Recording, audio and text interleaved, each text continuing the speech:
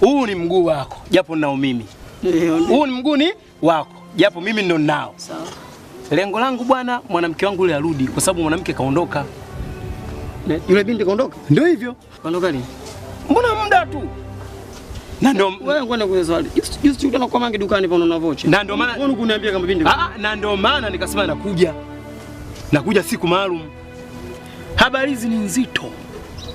Zinahitaji moyo wa ujasiri. Na ndio maana nikwambia kuna sehemu utanipeleka, safari yenyewe ndio hiyo. Mambo, yani ushaharibu mambo rafiki. Ile ndoa alikuwa anachezea kwenye hawala yule Masu.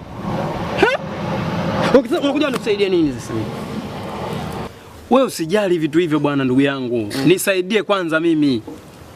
Tufanye hili jambo na wewe ndo mtu muhimu na kule wewe wazazi, mzazi anakuheshimu wewe yule. Sawa. Mimi Nesta namfahamu, mkwe wangu namfahamu vizuri. Mimi nalielewa na unaona siku wakati tunachukua ile binti, baba yake kabisa bwana mimi nakukubali wewe.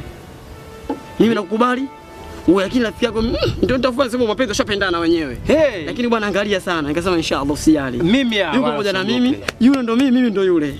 Mimi likitokea nitalimaliza. Sawa. Na mimi nakupa kibali. Ukileta sasa hivi natulia naye. Kama kuna tatizo lote umetokea, talaka unaandika. Hizi 3. Okay, sasa sikiliza nikwambie kitu. Kule umfanyie mpaka ondoka ile binti kwanza niambie. Unajua kuna wakati wewe unafahamu mwenyewe. Ubongo wangu ile capillary blood ilikuwa inazunguka kwa mbele. Yaani binadamu mara nyingi ubongo wake unarudi. Sasa kazunguka kwa mbele. Ubongo ajikute. Sasa mbele mbele. Ubongo kalenda. Lakini sasa hivi nakuahidi mimi. Acha soga zako. Sasa hivi nimetulia. Acha soga. Ongea jambo la maana. Kwa hiyo kitu gani? Mimi ndio msikitini sasa hivi mimi dai bwana ongea. Wewe nakwambiaje? Wewe nipeleke. Nikamchukue mke wangu. Nipeleke kwa kule wa mke. Uko serious kabisa? Sasa sikiliza. Tuagane kabisa. Mimi kwa pale uwe mpole. Sio na baya kile. Haya, basi haya mimi najaribu.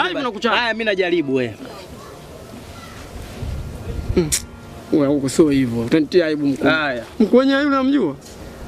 Sio hivyo bwana. Kaka heshima. Na kaka mapozi. Yaani nikifika pale mimi nakaa tati. Kaka heshima kwanza.